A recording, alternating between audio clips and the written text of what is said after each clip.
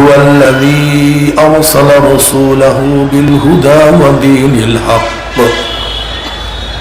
ودين الحق ليظهره على الدين كله ولو كره المشركون صدق الله مولانا العظيم وصدق رسول النبي الكريم ভাই আপনি স্পিকার বন্ধ করে নেন শুধু মাইক চালান মাইক আর স্পিকার বন্ধ করে শুধু মাইক চালান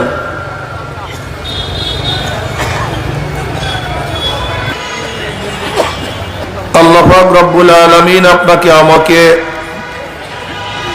এই ফিতনা ফাসাদের জমানায় যখন তাম দুনিয়ার থেকে ইসলাম মুসলমানদেরকে মিটিয়ে দেওয়ার ষড়যন্ত্র চলতেছে, তাম দুনিয়ার মধ্যে ইসলাম মুসলমান থাকবে কি থাকবে না এই প্রশ্নের সৃষ্টি হয়েছে। যে জমানায় মানুষ নেকের কাজ ছাড়তেছে, গুনার কাজ ধরতেছে, শুধু গুনার কাজ ধরেই না বরং গুনার কাজে প্রতিযোগিতা শুরু করছে কে কার আগে জাহান্নামে যাবে। সবাই বলি না আউযুবিল্লাহ। যে জমানায় মানুষ নেকের কাজে আশ্চর্য হয়, গুনার কাজে স্বাভাবিক থাকে, যে জমানায় মুসলমান ইসলামকে পছন্দ করে না বরং নামধারী মুসলমান ইসলামের সবচেয়ে বড় দুশ্মন হয়ে গেছে, সেই মুহূর্তে আল্লাহ পাক রব্বুল আলামিন আপনাকে আমাকে কোরআন ও হাদিসের মজলিস, আলেম উলামা, মুমিন মুত্তাকিন,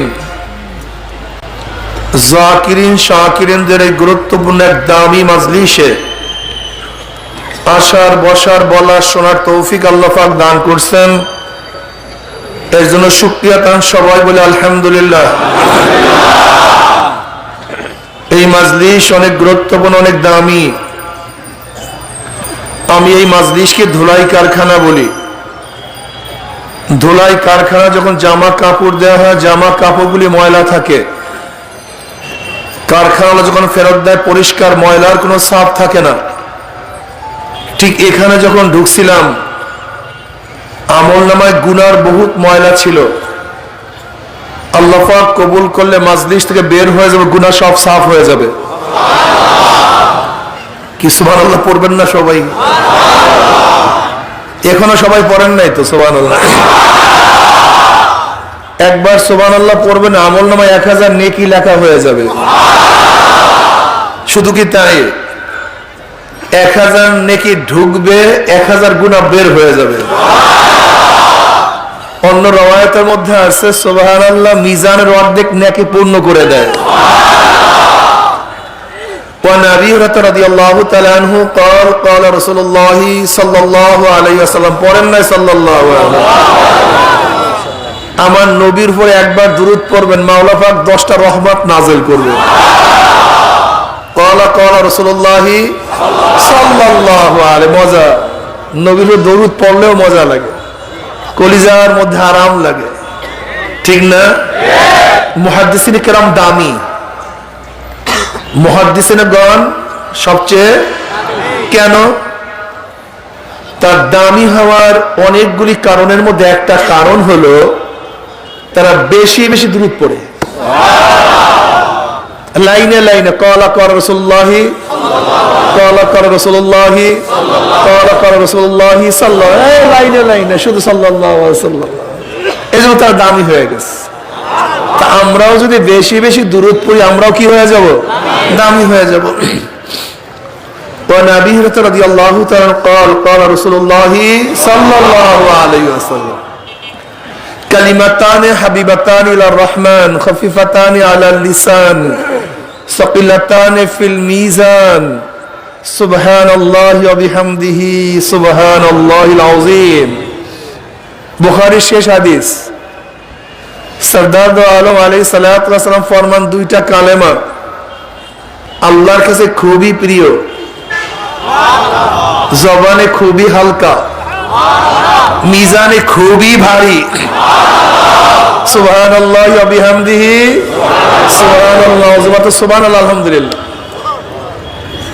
হাবিবাতানে আয় মাহবুবাতানে ইলা রহমান, অর্থাৎ ইন্না কাইলুহা মাহবুবুন লিল্লাহি তাআলা।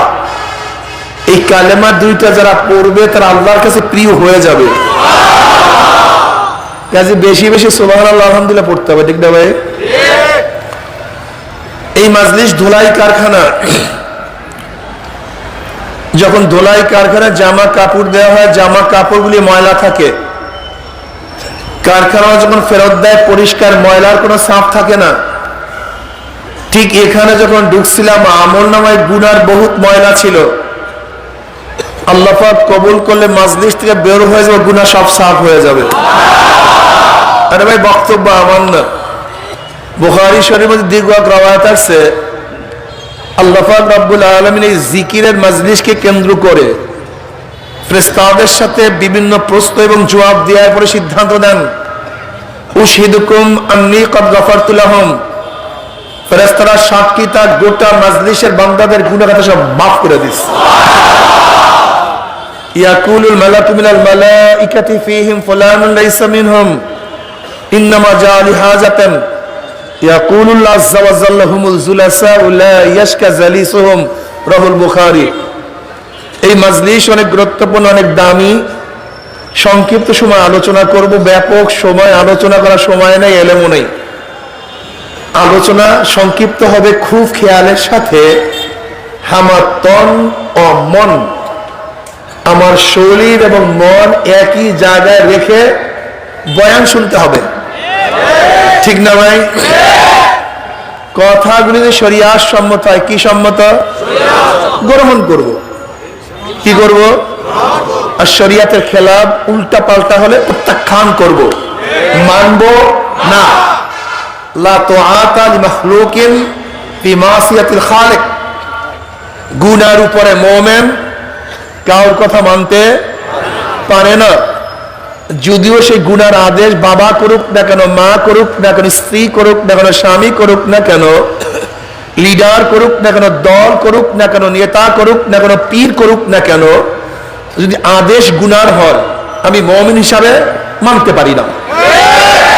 কিন্তু আদেশ যদি শরিয়াতের হয়, সুম্মা জাআলনাকা আলা শারিয়াতিন মিনাল আমর ফাত্তাবি'হা ওয়ালা তাত্তাবি'হু ওয়াল্লাযীনা লা ইয়া'লামুন। শরিয়াতের উপর অবশ্যই আমল করতে হবে।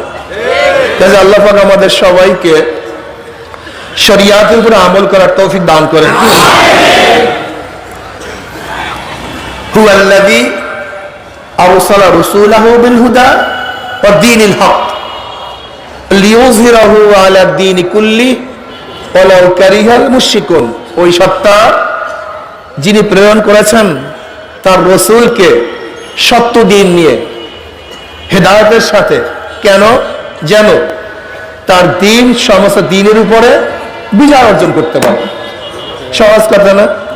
হুয়াল্লাযী হুয়াল ওয়াজিবুল ওজুদ। আল্লাহ কে? হুয়াল ওয়াজিবুল ওজুদ, যিনি সব সময় অস্তিত্বের মধ্যে আছেন, সমস্ত সিফাতে কামালাই নিয়া, পরিপূর্ণ সিফাত নিয়া তিনি তার অস্তিত্বের মধ্যে আছেন। তার অস্তিত্ব আগেও ছিল, এখনো আছে, ভবিষ্যতেও থাকবে। হুয়াল আউয়াল ওয়াল আখির ওয়াল যাহির ওয়াল বাতিন। তিনি প্রথম, তিনি শেষ, তিনি প্রকাশ্য, তিনি গোপন, তিনি সমস্ত জিনিসের শক্তি রাখেন। কি কথা ঠিক না? আল্লাহ পাক তার সিফাত নিয়ে, পরিপূর্ণ সিফাত নিয়ে সব সময় কিসের মধ্যে আছেন?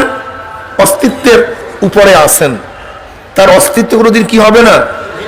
বিলীন হবে না। আল্লাহ পাকের সিফাত গুণ তার সাথে নির্দিষ্ট, অন্য কারোর সাথে আল্লাহ পাকের সিফাত বা গুণে গুণান্বিত করার নামই শিরক। এই যে শোনেন না শিরক শিরক শিরক, শিরকটা কি? শিরক কাকে বলা হয়? শিরক মানে শরীক করা। কিসের শরীক করা? আল্লাহ পাকের জাত এবং সিফাতের সাথে অন্য কাউকে সামঞ্জস্য মনে করার নামই শিরক। বুঝাতে পারি নাই। যেমন সামে, শোনে কে? আল্লাহ পাকের একটা সিফাত না? আল্লাহ পাক শোনেন, আল্লাহ পাক বাসীর, আল্লাহ পাক দেখেন, আল্লাহ পাক হাই, আল্লাহ পাক জিন্দা। এগুলি কার সিফাত? কথা বলেন না কেন? এগুলি আল্লাহ পাকের সিফাত না? তাই প্রশ্ন করতে হুজুর আমিও তো দেখি, আমিও তো শুনি, আমিও তো জিন্দা। তা আপনি এইমাত্র বললেন আল্লাহ পাকের গুণের সাথে কাউকে গুণান্বিত করাই তো শিরক। তা আপনি এইমাত্র বলেন আল্লাহু বাসীরুন, আল্লাহ পাক দেখেন, আল্লাহু সামিউন, আল্লাহ শোনেন। তা আমি কি করি? আপনি আমার বয়ান শোনেন না নাকি শোনেন না? আপনি আমাকে দেখেন না? তা আপনিও দেখেন, আমিও দেখি, আপনিও শোনেন, আমিও শুনি, আল্লাহ পাকও দেখেন, আমরাও দেখি। এখন কি শিরক হয়ে গেল? না। এই দুই গুণ মানে পার্থক্যটা কি এটা বুঝতে হবে। আল্লাহ পাক দেখেন, আমরাও দেখি, কিন্তু আল্লাহ পাকের দেখা এবং আমাদের দেখার মধ্যে পার্থক্যটা কি? আল্লাহ পাক শোনেন, আমরাও শুনি, এই দুই শোনার মধ্যে পার্থক্যটা কি? আমাদের দেখা শোনা নাকেস, পূর্ণ না, আর আল্লাহ পাকের দেখা শোনা কামেল, পূর্ণ। যেমন যেমন আমরা একসময় দেখি নাই, এখন দেখি। আল্লাহ পাক আগেও দেখেন, এখনো দেখেন। আমরা চক্ষু বন্ধ করে দেখি না, আল্লাহ পাক সব সময় দেখেন। আমরা কাছের জিনিস দেখি, আল্লাহ পাক কাছের দূরের সবকিছুই দেখেন।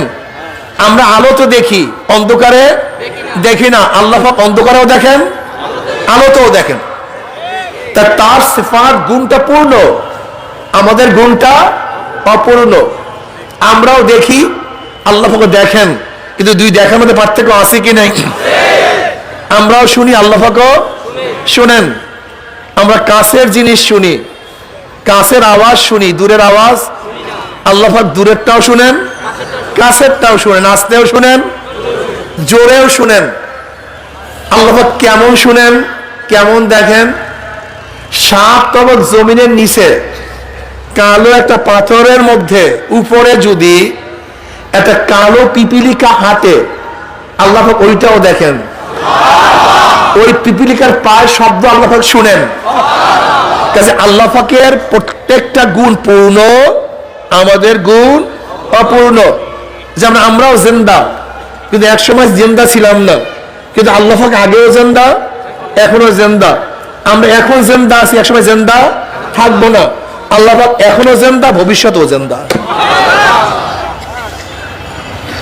আল্লাহ পাকের যে গুণ আছে, এই গুণের সাথে কাউকে গুণান্বিত করা যাবে না। যেমন হেদায়েতের মালিককে জোরে বলেন, না অন্য কেউ?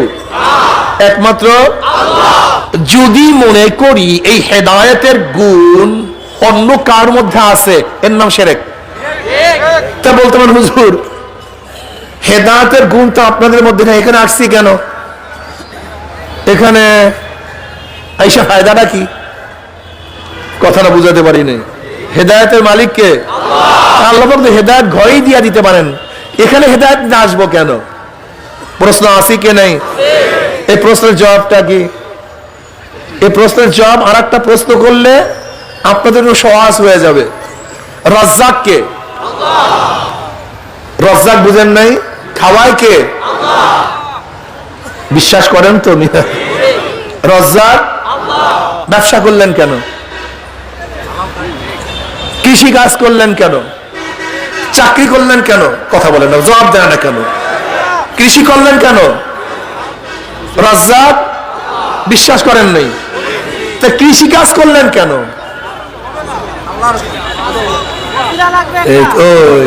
দেখছেন এই কনফিউশনের মধ্যে পড়ে গেছে।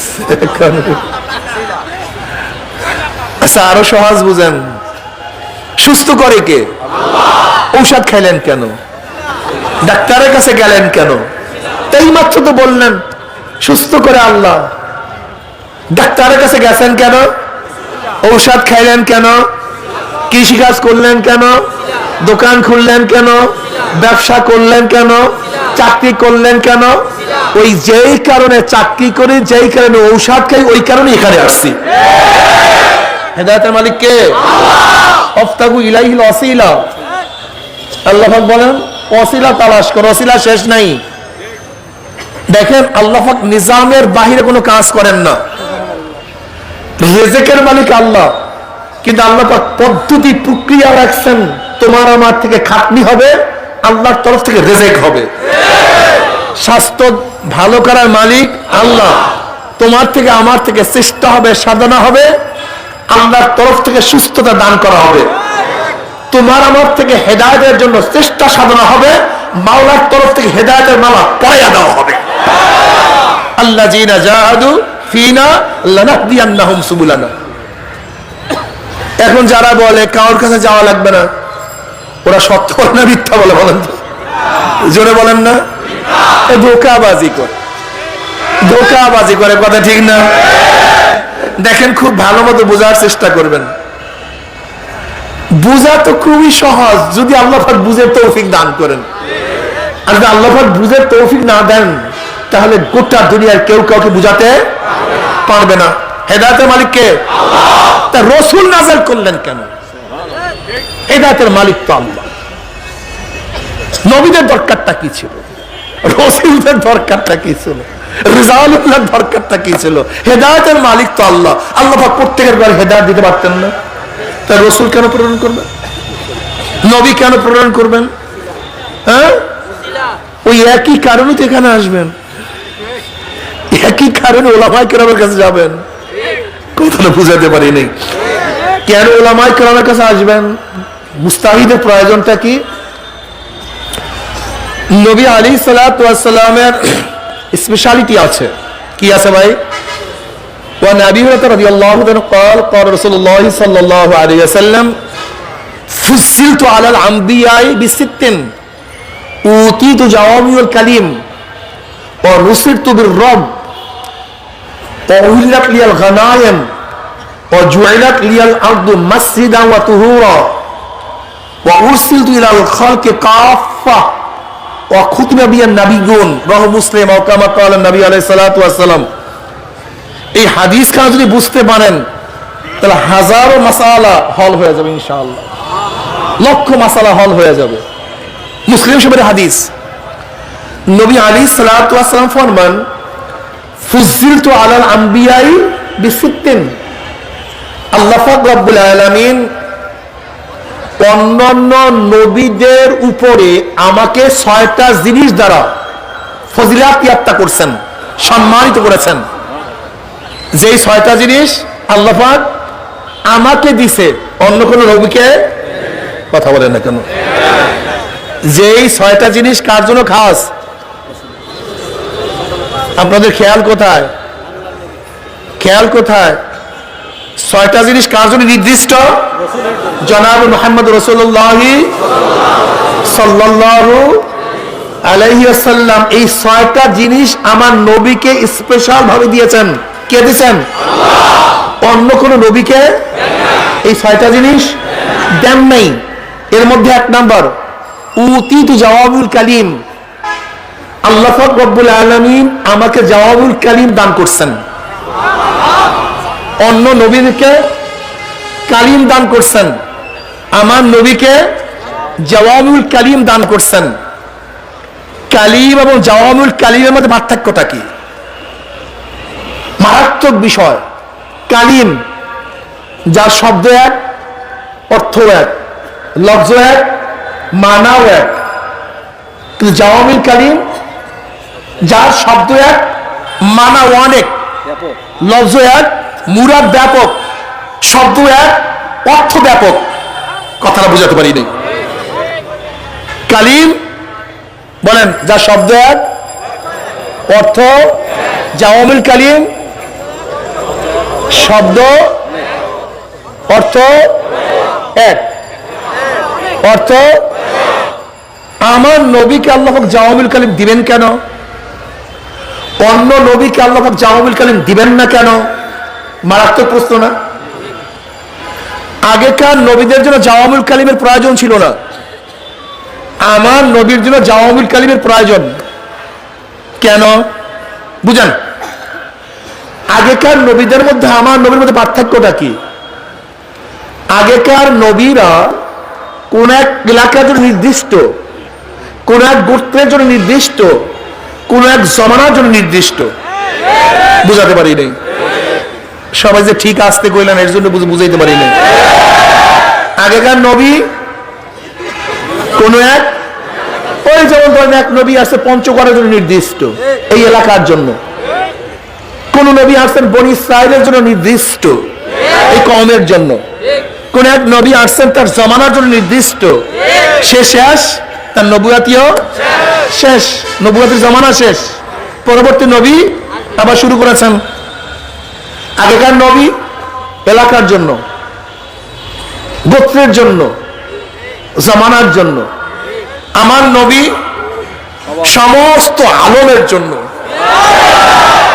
সমস্ত মানুষের জন্য, কিয়ামত পর্যন্তর জন্য। আমার নবী কোন নির্দিষ্ট এলাকার জন্য নয়, নির্দিষ্ট এলাকার জন্য নয়, নির্দিষ্ট গোত্রের জন্য নয়, নির্দিষ্ট জমানার জন্য নয়। আগেকার নবীরা নির্দিষ্ট খাস, আমার নবী অনির্দিষ্ট। আগেকার নবী, কথা বলে না কেন? আমার নবী নির্দিষ্ট, নবীর জন্য দরকার নির্দিষ্ট অর্থের, অনির্দিষ্ট নবীর জন্য দরকার অনির্দিষ্ট অর্থের। যদি অনির্দিষ্ট নবীর জন্য নির্দিষ্ট অর্থ হয় তাহলে সে অনির্দিষ্ট কাজ চালাবে কিভাবে?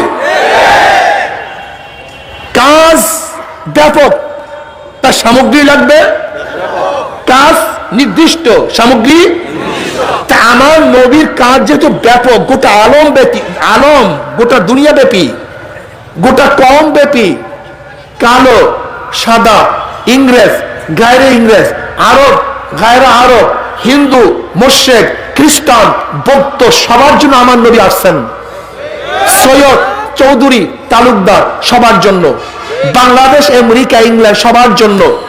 আমার নবীর জমানার জন্য আমার নবী, তার পরবর্তী জমানার জন্য আমার নবী, কিয়ামত পর্যন্ত আমার নবী। যেহেতু আমার নবী অনির্দিষ্ট, তার অর্থের প্রয়োজন অনির্দিষ্ট। আগের নবী নির্দিষ্ট, তার অর্থের প্রয়োজন নির্দিষ্ট। বুঝাতে পারিনি? এই মাসালার আগে বুঝেন, তাহলে হাজারো মাসালা হল হয়ে যাবে।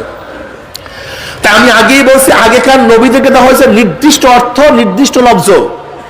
আমার নবীকে দেওয়া হয়েছে অনির্দিষ্ট অর্থ, যার কোনো শেষ নাই, সীমা নাই। এর কারণটা কি? বলতে পারেন হুজুর সমস্ত কিছুই তো নবী আলাইহিস সালাতু ওয়াস সালামকে ওপেন করে দিতে পারতেন, কিন্তু দেন নাই কেন? অল্প জিনিসের মধ্যে ব্যাপক মানা রাখার কারণটা কি? দেখেন, কোরআনের আয়াত কম বেশি ৬,৬০০ আশেপাশে, বেশি বা কম, ঠিক না? আহাদিস কেউ কেউ বলেন মুতুনি হাদিস, হাদিসের ইবারত সনদ না, ইবারত কেউ কেউ বলেন ৪,০০০, কেউ কেউ বলেন ১০,০০০, কেউ বলেন ৫০,০০০।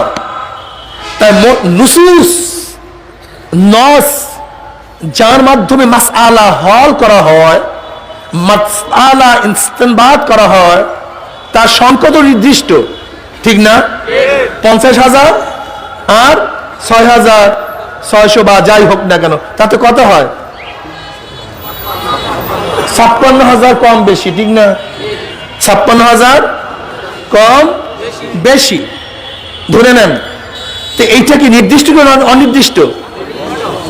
কি সংখ্যা তো নির্দিষ্ট হয় ভাই, সংখ্যা তো অনির্দিষ্ট হয় না। তা নস নির্দিষ্ট না অনির্দিষ্ট? কোরআন ও হাদিস নির্দিষ্ট না অনির্দিষ্ট? কিন্তু নবীর প্রয়োজন ছিল কি? কিন্তু কোরআন ও হাদিস।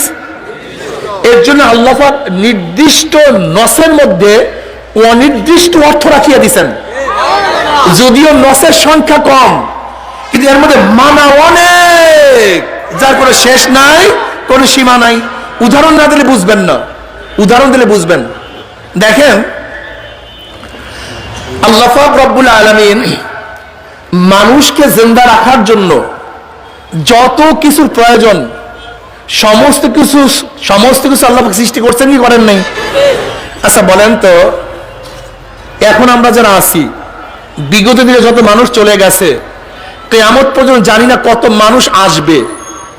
এই মানুষের জন্য যত পানির প্রয়োজন, সমস্ত পানি আছে কি নাই?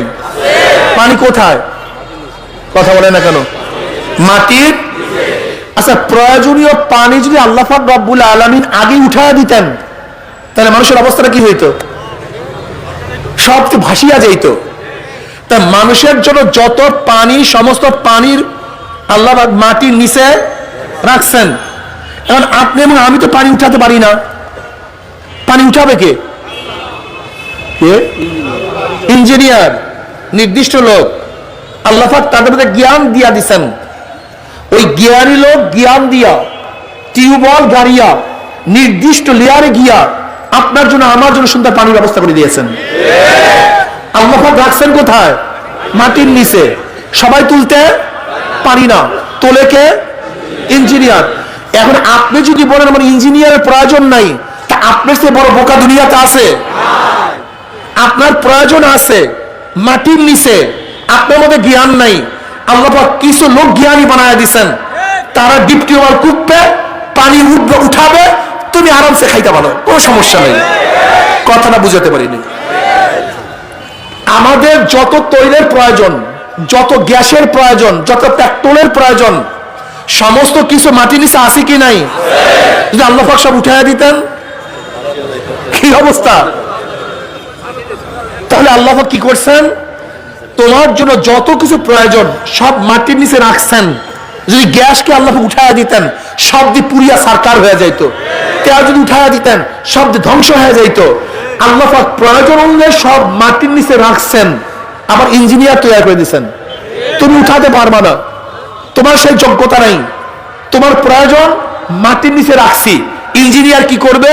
প্রয়োজন অনুযায়ী তোমাকে বের করে দিবে, তুমি ব্যবহার করবা। এখন আপনি যদি ক্ষিপ্ত হয়ে যান, ও ইঞ্জিনিয়ার লাগবে না, তা তোমার সে বোকারাম চৌধুরী আর দুনিয়াতে থাকবে না। বোকা ইঞ্জিনিয়ার তো তোমার জন্যই। আল্লাহ যে নিয়ামত রাখছেন, তোমার মধ্যে যোগ্যতা নাই, তার মধ্যে যোগ্যতা আছে। সে যোগ্যতার মাধ্যমে তারা তেল গ্যাস উঠায়, পানি উঠায়, তুমি ব্যবহার করো, সমস্যা কি?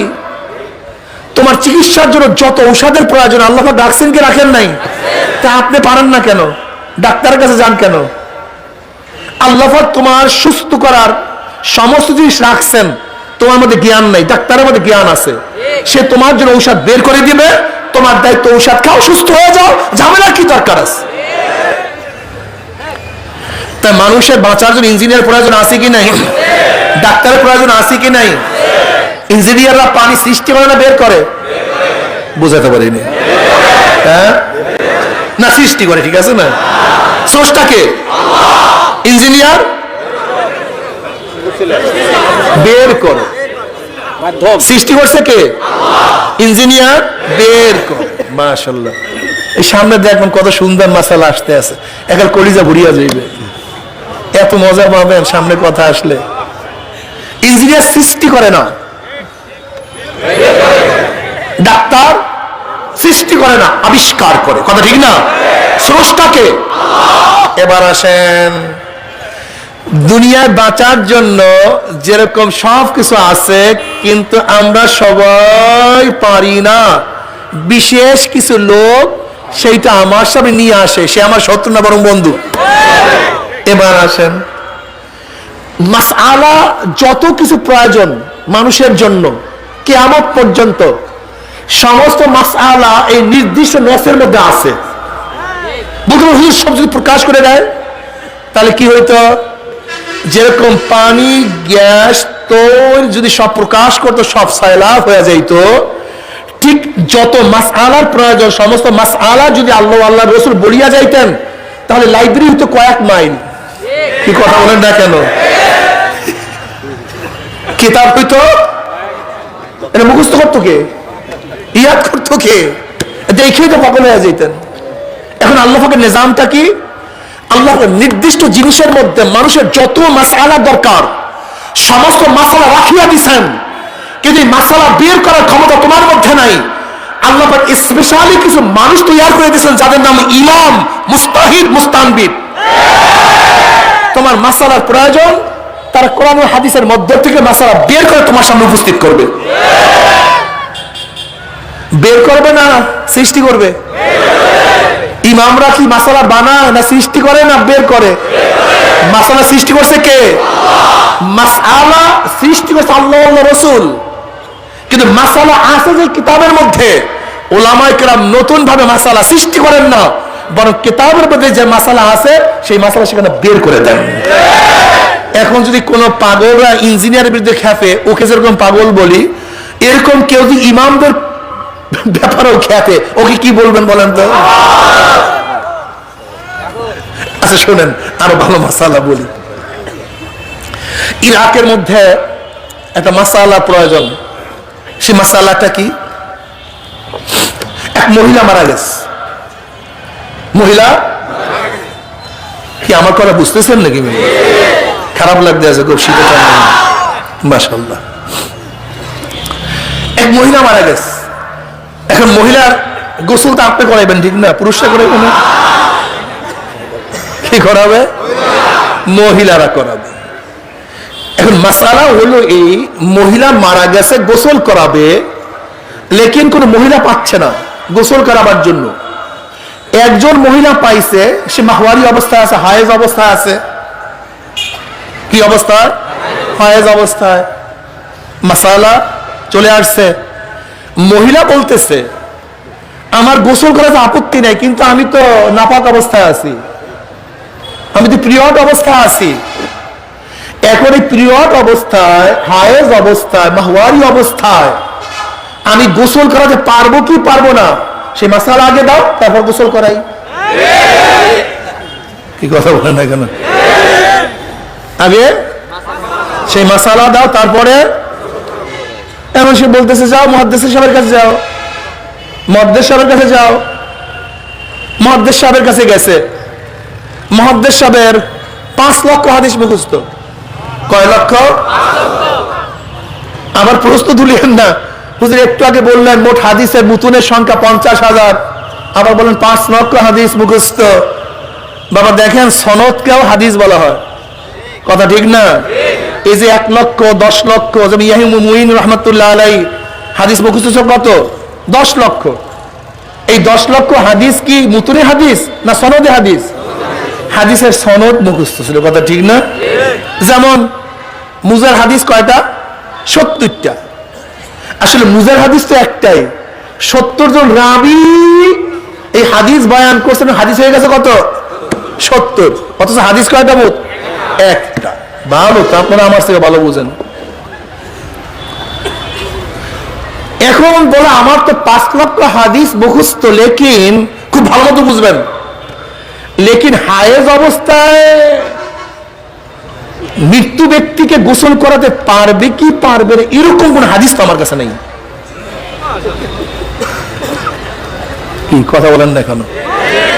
নবী হাদিসের মধ্যে কোন জায়গায় এই হাদিস নাই যে মৃত্যু ব্যক্তিকে মাহওয়ারি অবস্থায়, পিরিয়ড অবস্থায়, হায়েজ অবস্থায় গোসল করাতে পারবে কি পারবে না, এরকম কোন হাদিস আমার কাছে জানা নাই। এখন কি অবস্থা? মুহাদ্দিস সাহেব তো বাস বলছে আমার কাছে জানা নাই, আমার কাছে বলে আমার কাছে হবে না, যাও মুফতি সাহেবের কাছে যাও, ওই মুফতি সাহেবের কাছে যাও, ফয়সালা সে দিবে।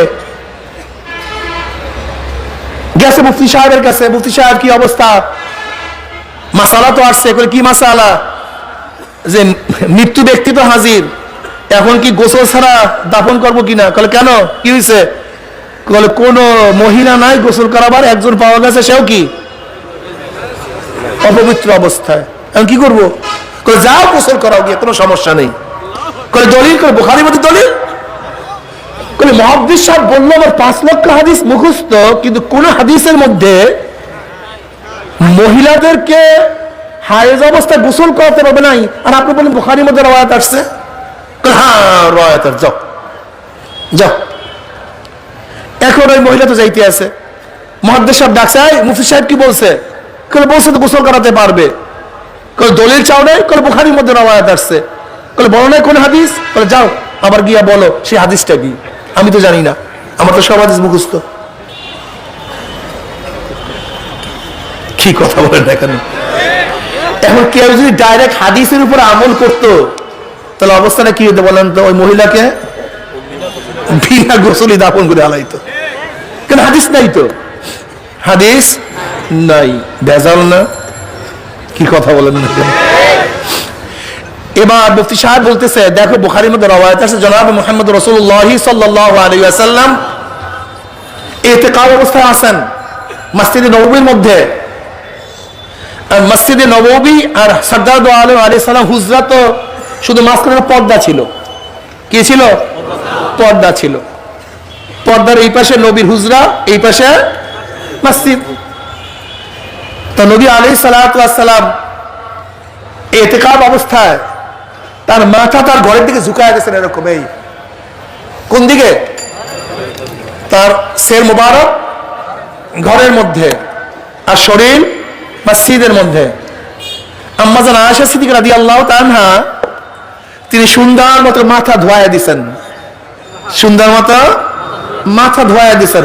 আবার কি বলছো? আনা হায়েজুন, ওই অবস্থায় হায়েজ অবস্থায় ছিলাম। কি অবস্থায় ছিলাম? দেখেন আমার গায়ের পশম দাঁড়ায় গেছে। একটা মাসালার দ্বারা কত হাজার মাসালা হল হয়। আমার আম্মা জান এই হাদিস কেন বয়ান করবেন? দেখেন কেন বয়ান করছেন। আম্মা জান মাথা ধোয়া দিয়েছেন আর বলছেন কি আমি তখন অপবিত্র অবস্থায় ছিলাম। এখন মুফতি সাহেব বলতেছে, যদি সরদার দো আলম আলাইহিস সালাতু ওয়াস সালামের শরীর মোবারক অপবিত্র অবস্থায় ধোয়া যায়, তাই মৃত্যু ব্যক্তির শরীরও অপবিত্র ধোয়া যাবে। তুমি গিয়ে দিও, ভালো যাও।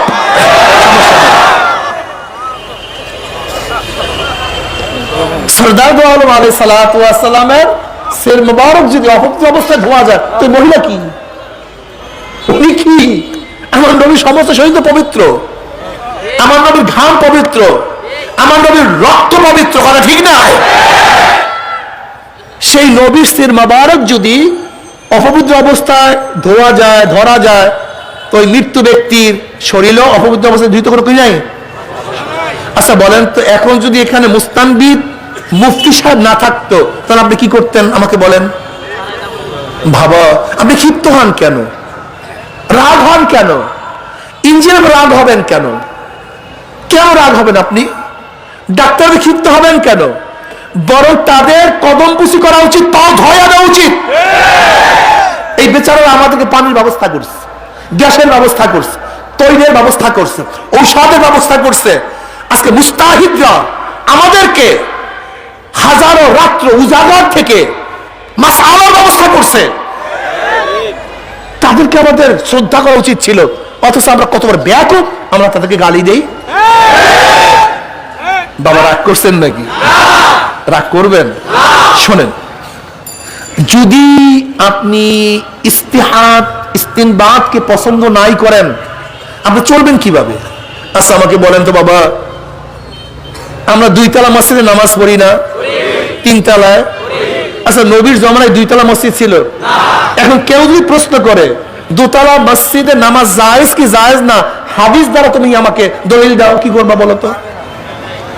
আমাকে বলো বাবা, রাগ করিও না, রাগের জমিতে ফসল হয় না।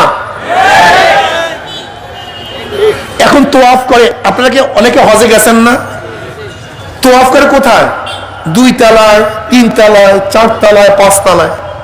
এখন আপনাকে যে প্রশ্ন করি যে 5 তলায় 2 তলায় তোয়াফ করা জায়েজ কি জায়েজ না, আপনি হাদিস দেখাও, পারবেন? আচ্ছা, এখন জামারাতের মধ্যে পাথর মারে কয় তলায়? 3 তলায়, 5 তলায়, 6 তলায়।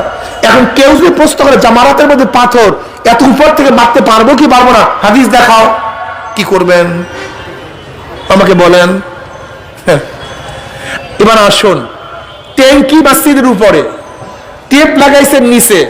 এখন কেউ যদি প্রশ্ন করে ট্যাঙ্কি উপরে তার সাথে পাইপ লাগাইয়া টেপের মধ্যে উজু করা জায়েজ কি জায়েজ না, হাদিস দেখাও, কি করবেন আমাকে বলেন তো বাবা? রাগ করছেন নাকি? হ্যাঁ, রাগ করিয়েন না। যদি কেউ বলে প্লেনের উপর নামাজ পড়া জায়েজ কি জায়েজ না, মাসালা দেখাও, কি বলবেন আপনি আমাকে? বাবা রাগ করিও না, দেখো আমরা বুঝি না। ইহুদি এবং খ্রিস্টানদের মূল টার্গেট হলেই যে মানুষদেরকে আলেম থেকে বিচ্ছিন্ন করে দাও। কারণ কি জানো?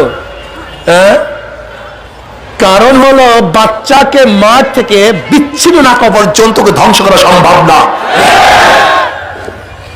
দলের থেকে যে জামাতটা আলাদা হয়ে যায়, হিংস্র প্রাণী তার উপরই আক্রমণ করে।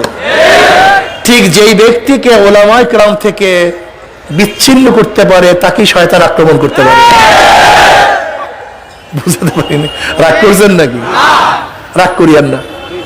দেখেন, অনেকেই আমরা বলি অনুসরণ করা জায়েজ নাই। দোস্ত, অনুকরণ ছাড়া কোনো মানুষ চলতে পারে? এক মুহূর্তের জন্য, এক সেকেন্ডের জন্য? এইটা যে আসমান আপনি পড়ছেন না, কার অনুসরণ আপনি বলছেন? এই যে সূর্য চিনলেন কিভাবে? এই যে চন্দ্র জানলেন কিভাবে? আরে ভাই, আপনার মা যিনি মা, এটা আপনি জানছেন কিভাবে? এটা আপনার বাবা, আপনি জানলেন কিভাবে? এটা আলিফ, এইটা কোরআন, এইটা বুখারী, জানলেন কিভাবে? এইটা কিবলা, জানলেন কিভাবে? এইটা গরু, এইটা ছাগল, জানলেন কিভাবে? আজীব মানুষ আপনি। আপনার মাথার মধ্যে গিলু নেই বাবা। এইটা যে মাথা, এইটা চক্ষু, এইটা নাক, এইটা হাত, এইটা আঙ্গুল, আপনি কি কোনো কিতাব পড়া শিখছেন? কিভাবে শিখছেন? তারপর তো জায়েজ মনে করেন অনুসরণকে। আচ্ছা বলেন তো, আপনাকে প্রশ্ন করতে চাই, আপনি জীবনভর কিতাব পড়বেন কিন্তু কার অনুসরণ ব্যতীত সূরা ফাতিহা শিখতে পারবেন? আপনি তো অনুসরণকে জায়েজ মনে করেন না। এখন হবেটা কি আমাকে বলেন? আগে নিজের কাছে প্রশ্ন করেন, কিতাব পড়বেন জীবনভর কিন্তু সূরা ফাতিহা শিখতে পারবেন কিনা? তারপর তো অনুসরণকে জায়েজ মনে করেন না। এগুলি ঠিক না, এগুলি ঠিক না। কিয়ামত পর্যন্ত যত মাসআলা আসবে, আলাতে জাদিদা, ইন্টারনেট ব্যবহার করতে পারবেন কি পারবেন না, মোবাইল ফোন ব্যবহার করতে পারবেন কি পারবেন না, মাইক চালাতে পারবেন কি পারবেন না, বর্তমান যদি অ্যাসেম্বলি কি হবে, অর্থনীতির অবস্থাটা কি হবে, আন্তর্জাতিক এখন যে ট্রানজাকশন হইতেছে, এখন যে লেনদেন হইতেছে, এই লেনদেন করা জায়েজ কি জায়েজ না? এত সহজ মনে করছেন ইসলাম? এত সহজ? হ্যাঁ, আপনি ভাবছেন এই নামাজের দুই একটা মাসালা ইসলাম? রফরি আদান করা, ইমামের পিছনে কেরাত পড়া, জোরে আমিন পড়ার নাম ইসলাম? হ্যাঁ, বেচা বিক্রি কিভাবে করবেন? বর্তমান ব্যাংকিং সিস্টেম কি করবেন? আন্তর্জাতিক সমস্যা আপনি কিভাবে সমাধান করবেন? বর্তমান বিচার কার্য কিভাবে পরিচালনা করবেন? আপনি ইস্তেহার যদি না করেন, এর করবেন কিভাবে? আমাকে বলেন না বাবা, আমাকে বলেন। আরে তুমি ভাবছো যে কয়েকটা মাসালা ইসলাম? ইসলাম তো জন্মের পর থেকে মৃত্যুর আগ পর্যন্ত সংসদের যত সমস্যা কে দিবে? কথা বলে না কেন? হাইকোর্টের যত সমস্যার সমাধান কে দিবে? বন বিভাগের যত সমস্যার সমাধান কে দিবে? পানি বিভাগের যত সমস্যার সমাধান কে দিবে? প্রতিরক্ষা মন্ত্রণালয়ের যত সমস্যার সমাধান কে দিবে? পুলিশ ডিপার্টমেন্টের সমস্ত সমস্যার সমাধান কে দিবে? র্যাব ডিপার্টমেন্টের সমস্ত সমস্যার সমাধান কে দিবে? ডিসি বিভাগের সমস্ত সমস্যার সমাধান কে দিবে? ডাক্তারি বিভাগের সমস্ত সমস্যার সমাধান কে দিবে? তো ইস্তেহাদ ছাড়া তুমি ইসলামের সমাধান দিবা কিভাবে? তোমার মাথার মধ্যে ঘিলি টিলা আছে কিছু? হ্যাঁ, দেখো খ্রিস্টানরা কি বলে, খ্রিস্টানরা বলে, ইহুদিরা বলে, এবং বড় বড় পণ্ডিতরা বলে ইসলাম কোনদিন ধ্বংস হবে না। কেন হবে না? কেন কেন হবে না? তাদের মধ্যে ইস্তেহাদ আছে। কি আছে? এই ইস্তেহাদ নামী একটা জিনিস থাকার কারণে ইসলাম কোনদিন থমকে যাবে না, ইসলাম কোনদিন ধ্বংস হবে না, ইসলাম চলতে থাকবে। কেন? যখনই যে সমস্যা আসবে, যদি কোরআন ও হাদিসের মধ্যে না থাকে, অমনি উলামায়ে কেরাম ইস্তেহাদ করিয়া বের করে দিবে। হাদিস থেকে এক বর্ণায় হাদিস কিসের থেকে? হাদিস মানে কি? নয়া। হাদিসকে হাদিস কেন বলা হয়? কারণটা কি? কিয়ামত পর্যন্ত যত নতুন সমস্যা আসবে, সমস্ত নতুন সমস্যার সমাধান এই হাদিস করিয়া দিবে। এজন্য হাদিসকে হাদিস বলা হয়। আর তুমি সেটাকে কি বানাইছো? বাবা রাগ করিও না, ঝগড়া করিও না, ঝগড়া ভালো না। শুধু একটা প্রশ্ন করতে চাই, শুধু একটা প্রশ্ন। তোমরা যে বলো যে কারোর সাথে কারোর অনুসরণ করা যাবে না, তুমি যে কথা বলছো, তুমি খোদ কি কারোর অনুসরণ করো কি করো না? হ্যাঁ, আরে মানুষ এত বোকা, এত বোকা মানুষ কিভাবে হয় আমাকে বলেন তো? আমি তো বুঝতেই পারি না এত বোকা হয় কিভাবে। বলতে পারবো সবার জন্য ইমাম বুখারী, ইমাম মুসলিম, ইমাম আবু হানিফার ইমামকে প্রশ্ন করতে পারো, প্রশ্ন আছে কি নাই? শোনো, একটা সহজ জব। এই বনের মধ্যে বাঘ, এখানে একটা খাল, ছোট্ট একটা বাঁশ দেয়া, সাঁকু দেয়া, বাঘ আসতেছে। এখানে আমরা অনেক মানুষ আছি, কেউ বুড়া, উজা আছে একেবারে বুড়া মানুষ, কেউ ধরা ছাড়া হাঁটতে পারে না, কেউ আছে জুয়ান। যারা জুয়ান মানুষ তারা ধাম ধাম কইরা সাঁকু পাড়ায় চলে গেছে। কি কথা বলেন না কেন? বুড়া মানুষ এখন যদি কোন জুয়ান বলে ফাজিল আমি পার হয়ে আসছি, আপনি আসতে পারবেন না কেন? খবরদার, ধর্মের ব্যবহার করতে পারবেন না, কোন মানুষের সাহায্য নিতে পারবেন না, পার হয়ে আসেন, আমি আসছি দেখেন না। এখন তোমার এই যুক্তির উদ্দেশ্য কি বলতো? হ্যাঁ, তা কেউ পার হয়ে যায় নাই? তা উনি যে পারে না কি নাই যে পার হয়েছে? যদি তোমার সমর্থ থাকে তোমার ইমামের দরকার নাই, আর যদি সমর্থ না থাকে ইমামের দরকার আছে। সহজ কথা। আর যদি সমর্থ না থাকিয়াও বলে ইমাম লাগবে না, উদ্দেশ্য কি? ওই বাগে খাওয়ানো। ঠিক তোমার সমর্থন না থাকে যদি ইমাম লাগবে না, তোমার উদ্দেশ্য কি? শয়তানের গোলাম বানানো। তুই বোঝো নাই কারবার? আরে বোকা, সবার জন্য এক মাসালা। হ্যাঁ, আমি তো আউযুবিল্লাহ পারি না, বিসমিল্লাহ পারি না।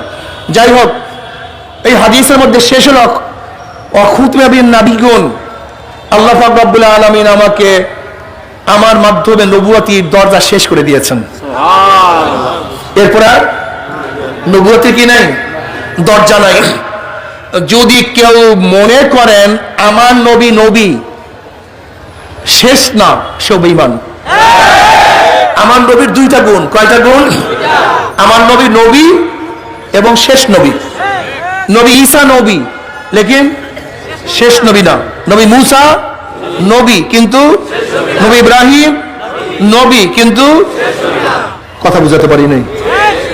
নবী নূহ কিন্তু তার গুণ একটা, নবী নূর গুণ একটা, নবী আদমের গুণ একটা, নবী শীষের গুণ একটা, নবী ঈসার গুণ একটা, নবী ইব্রাহিমের গুণ একটা। তারা কি? লেকিন আমার নবীর গুণ দুইটা, আমার নবী নবী এবং শেষ নবী। আমার নবী নবী এবং যদি আমার নবীকে কেউ নবী মানে কিন্তু শেষ মানে না,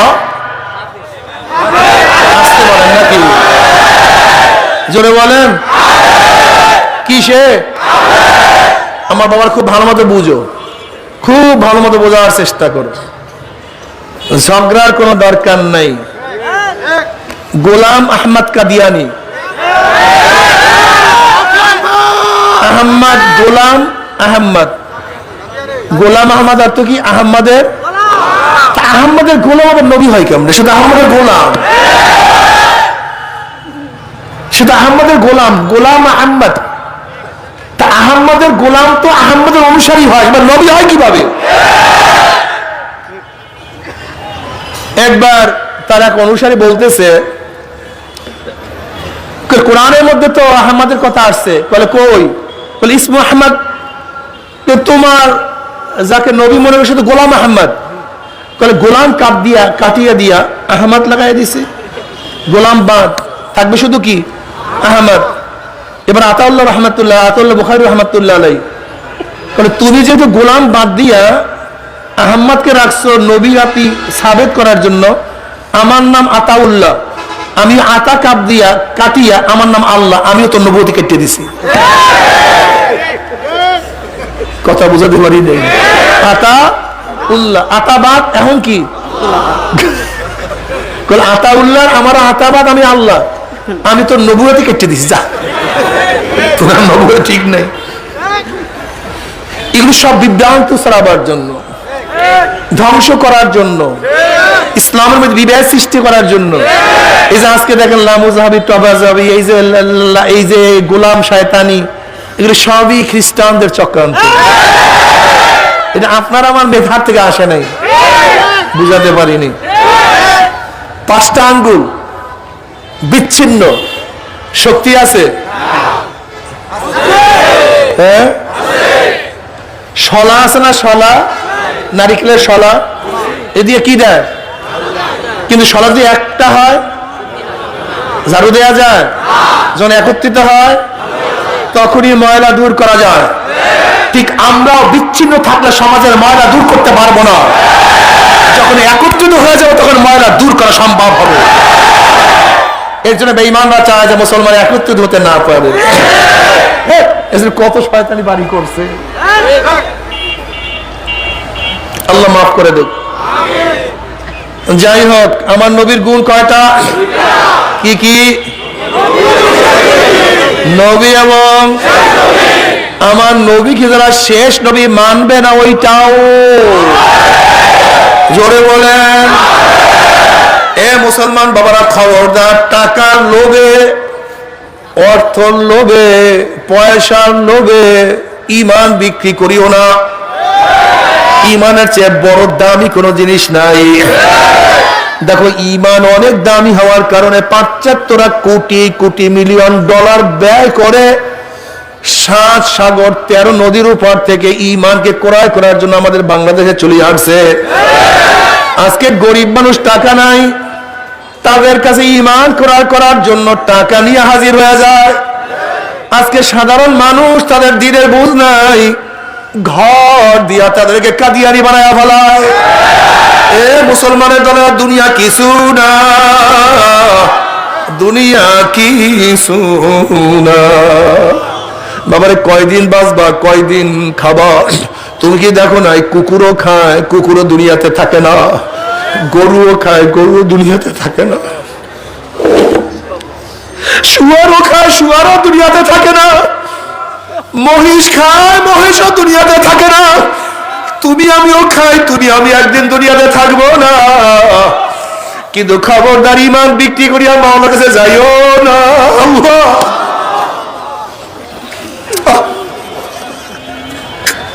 মানুষ একটু টাকার জন্য, একটু ঘরের জন্য, একটু বাড়ির জন্য বাবার কিছু না।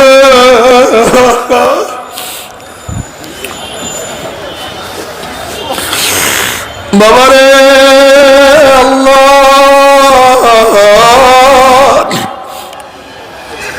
ও আমার গরিব বাবারা, তুমি কি জানো মাওলা পাক তোমাদেরকে কত ফজিলাত দান করছে? বড় লোকের চেয়ে 500 বছর আগে গরিবরা জান্নাতে চলে যাবে। জান্নাতের মধ্যে গরিবদের সংখ্যা সবচেয়ে বেশি হবে। গরিবদের হিসাব নিকাশ খুবই কম। আল্লাহ নবী আলাইহিস সালাতু ওয়াস সালাম ফরমান, কিয়ামতের ময়দানে গরিবদের ফজিলত দেখিয়া বড় লোক আফসোস করবে, আরে আমি কেন গরিব হইলাম না।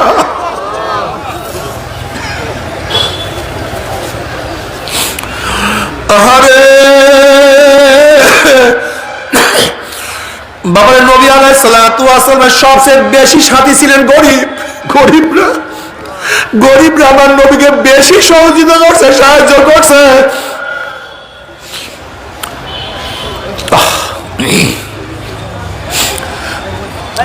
হযরত আব্দুল্লাহ ইবনে যুলবাজার রাদিয়াল্লাহু তাআলা আনহু মুসলমান হয়ে গেছে ছোটবেলায়, তার আব্বা দুনিয়ার থেকে বিদায় হয়ে গেছে। মুসলমান হওয়ার পরে তার মা তাকে পছন্দ করে না। সে মারা যাওয়ার পরে তার চাচার ঘরে সে লালিত পালিত হয়েছে, খুবই আদর করত, খুবই স্নেহ করত। যেহেতু ভাতিজা, ওর বাপ নাই, মাও মুসলমান হয় নাই। কিন্তু আব্দুল্লাহ রাদিয়াল্লাহু তাআলা মুসলমান হওয়ার পরে তার মা খারাপ জানে, মার কাছে ভালো লাগে না, আর তার চাচা সহ্য করতে পারে না। আল্লাহ, তার চাচা খুবই ক্ষিপ্ত হয়ে গেছে। যখন শুধু আব্দুল্লাহ মুসলমান হয়ে গেছে, তখনই আব্দুল্লাহ রাদিয়াল্লাহু তাআলাকে তার চাচা ক্ষিপ্ত হইয়া উলঙ্গ করিয়া ঘরের থেকে বের করে, যে বের হয় এখান থেকে, শরীরের মধ্যে কোনো কাপড় নাই। যেহেতু মুসলমান হওয়ার কারণে তার মাও পছন্দ করতেন না, কিন্তু ছেলে উলঙ্গ অবস্থায় দেখিয়া মা সহ্য করতে পারে নাই। তার মা একটা চাদর ফিকিয়া মারছে। হযরত আব্দুল্লাহ রাদিয়াল্লাহু তাআলা চাদরটা কোন রকমের পড়ছে, কিন্তু এত ছোট চাদর ছিল, পুরাপুরি সতর ঢাকতে পারে না, এরকম হাত দিয়ে রাখতে হয়। যদি হাত দিয়ে না ধরে তাহলে সতর বের হয়ে যায়।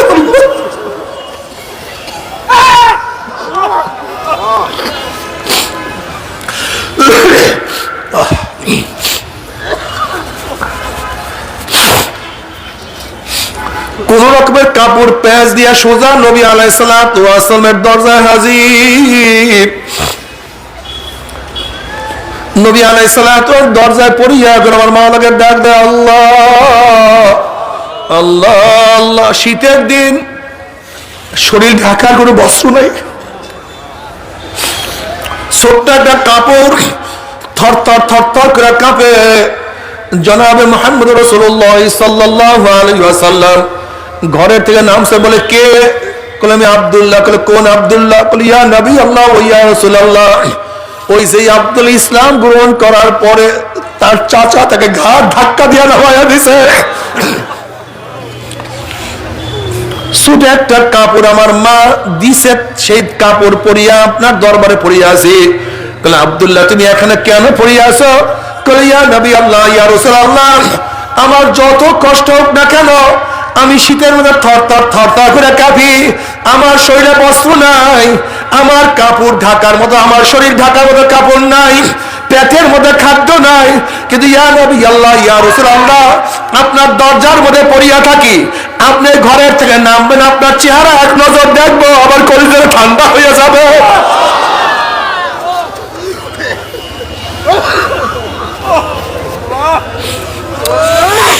আপনাকে এক নজর দেখলে আমার কলিজা ঠান্ডা হয়ে যায়, শীত মনে থাকে না,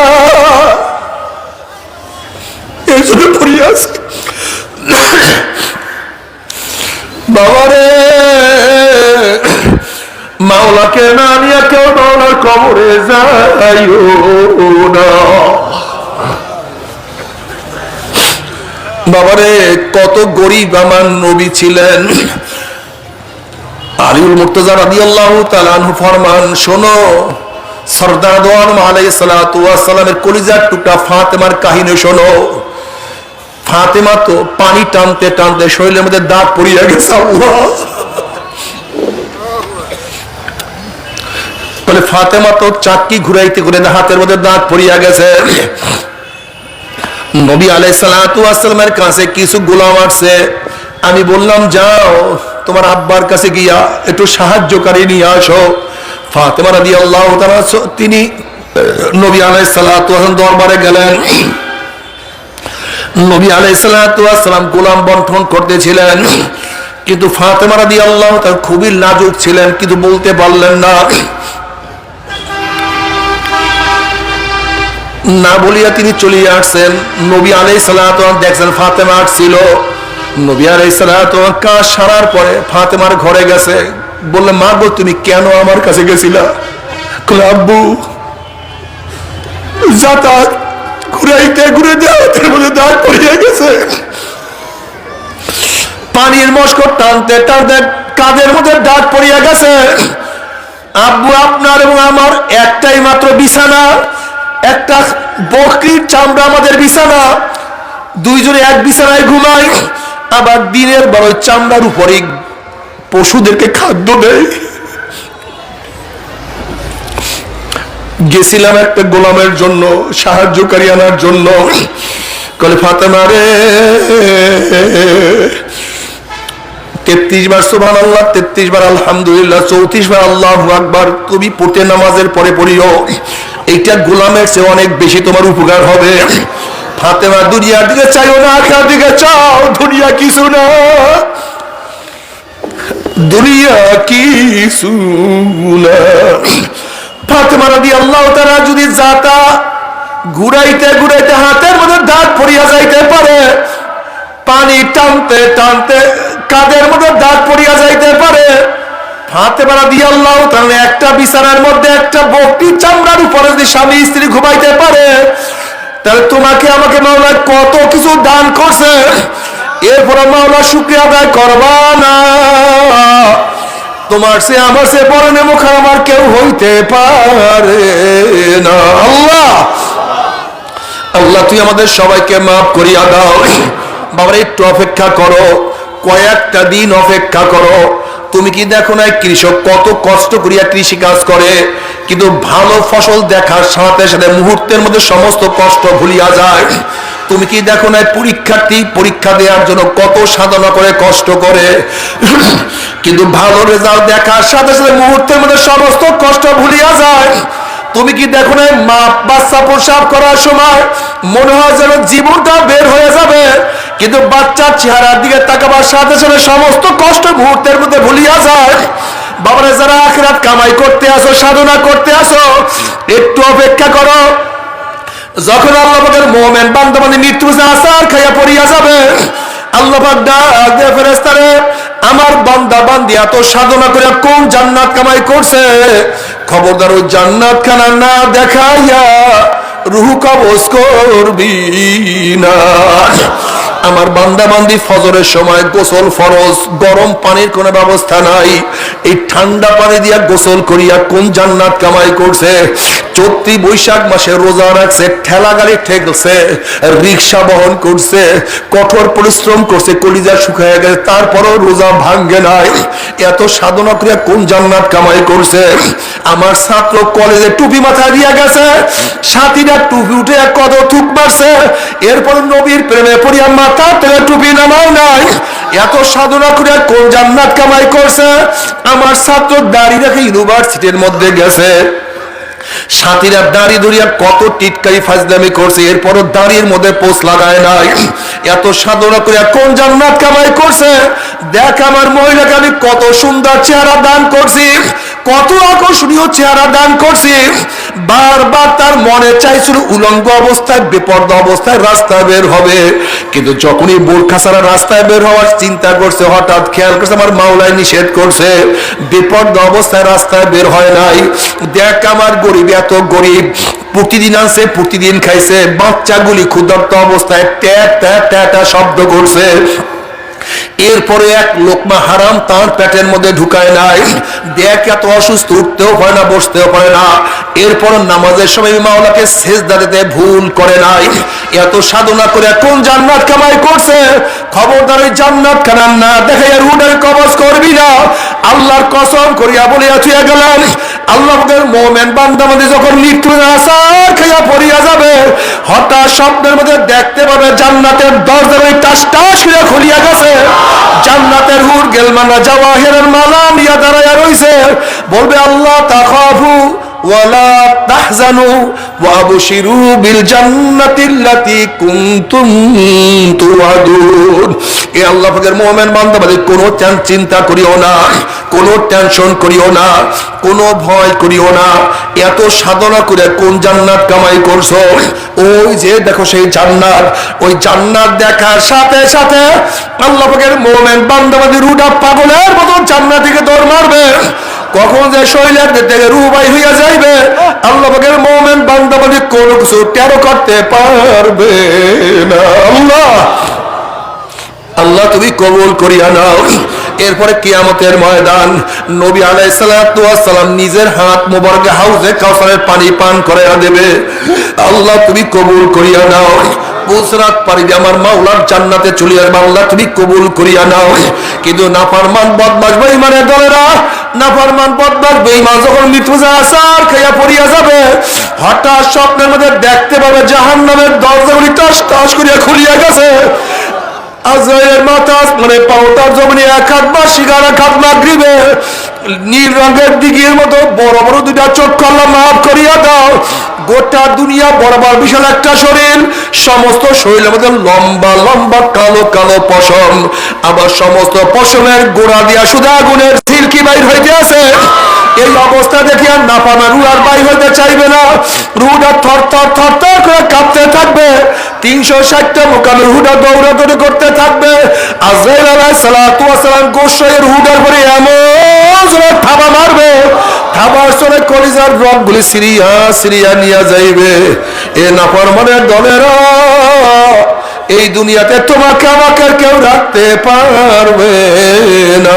আল্লাহ আল্লাহ তুমি আমাদের সবাইকে মাফ করিয়া দাও, আমাদের সবাইকে ক্ষমা করিয়া দাও। এরপরে কবর, কোন কোন নাফরমানের কবরের দুই পাশের মাটি এত জোরে চাপ মারবে, চাপের চড়ে এক পাথরের হাঁটি আর এক পাথরে লাগাইয়া ফেলবে। আল্লাহ তুমি মাফ করিয়া দাও। কোন কোন নাফরমানের কবরের মধ্যে একটা নাই দুইটা নাই 99টা সাপ জমা হইয়া যাবে। বাবারে তুমি কি ওই হাদিস দেখো নাই? নবী আলাইহিস সালাতু ওয়াস সালাম সফররত অবস্থায় ছিলেন, হঠাৎ তার উট খন খন করে দৌড় মারছে। সাহাবারা বললেন আমার নবীর উটের কি হয়েছে, কেন দৌড় মারছে? নবী বললেন আমার উটের কিছু হয় নাই, আমার উট তো কবরে আযাব দেখিয়া ফেলাইছে, আল্লাহ মাফ করিয়া দাও।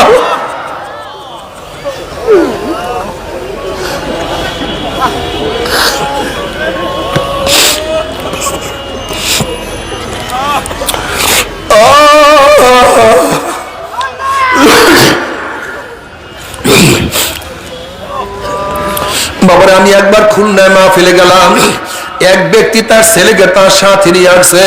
ওই ব্যক্তি বলছে হুজুর আমার ছেলেটা হাফেজ, দেখেন আমার ছেলেটা কি বলতে চায়, কি বলে। আমি বললাম বাবা কি বলতে চাও বলো। বলে হুজুর আমার বাড়ির দরজাটা কবরস্থান, আমি সন্ধ্যার পরে হঠাৎ ঘরের থেকে নামলাম, যখনই কবরের দিকে আমার নজর পড়ছে আমি দেখি কবরের মধ্যে আগুন।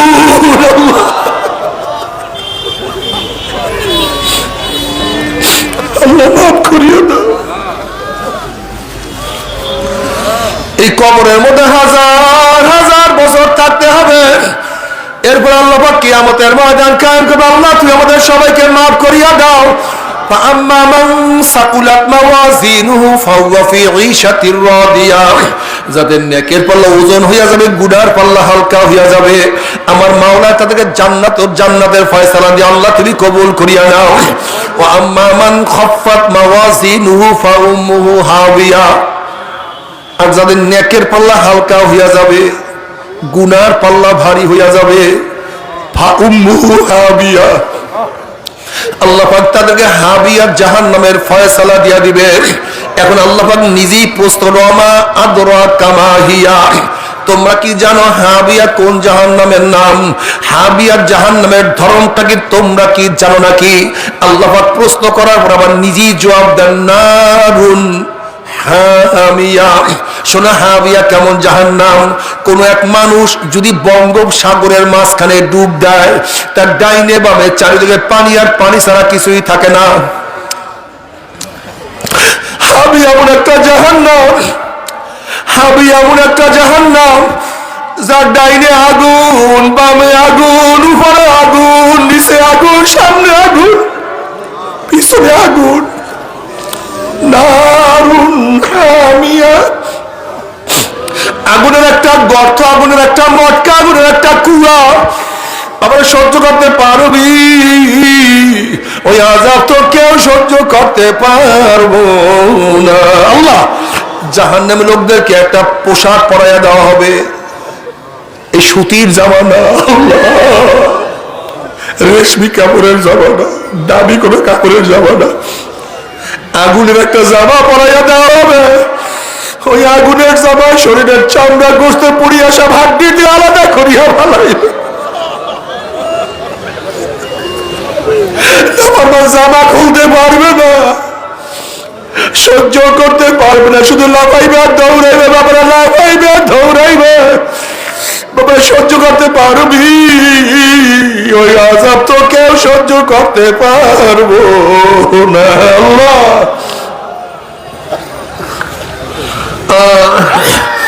আল্লাহ আমাদের সবাইকে মাফ করিয়া দেয়।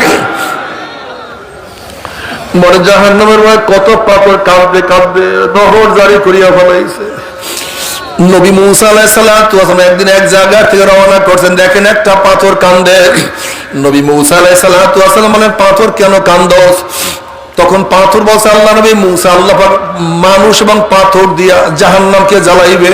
ওয়াকুদুহান নাসু ওয়াল হিজারা, মানুষ এবং পাথর দিয়ে জাহান্নামকে জ্বালাইবে। ওই জাহান্নামের ভয় আমি কাঁদতে আছি। আপনি আল্লাহর কাছে দোয়া করেন, মাওলা আমাকে মাফ করিয়া দেয়। নবী মুসা আলাইহিস সালাতু আল্লাহর কাছে দোয়া করলেন, মাওলা হে একটা পাথর কান্দে তোমার ভয়ে, জাহান্নামের ভয়ে, তুমি তাকে মাফ করিয়া দাও। আল্লাহ পাক বলেন, সুসংবাদ জানাই আমি তাকে মাফ করিয়া দিলাম। নবী মুসা আলাইহিস সালাতু এই সুসংবাদ জানাইয়া চলিয়া গেলেন। অনেক দিন পরে সেখান থেকে যাওয়ার সময় তাকে পাথর আবারও কান্দে। নবী মুসা আলাইহিস সালাতু খুবই রাগী নবী ছিলেন। তিনি ধমক দিয়া প্রশ্ন করে, পাথর তুই কি আমার কথা বিশ্বাস করো নাই? মাওলা তোকে মাফ করিয়া দিছে। পাথর বলছে, আল্লাহ নবী মুসা, নবীরা কোনোদিন মিথ্যা কথা বলতে পারে না, আল্লাহ পাক আমাকে মাফ করিয়াছে বিশ্বাস করি, তাহলে আবারও কেন কান্দ? তখন পাথর বলছে, আল্লাহ নবী মুসা, যদি আমি না কাঁদতাম আমার দিকে লক্ষ্য করতেন না, দোয়া করতেন না, আর আপনি দোয়া না করলে হয়তো মাওলা আমাকে মাফও করতো না। যেই কান্নার উসিলায় মাওলা আমাকে মাফ করিয়া দিছে, ওই কান্না আমি আর কোনোদিনও ছাড়ব না। মাওলা রে আল্লাহ,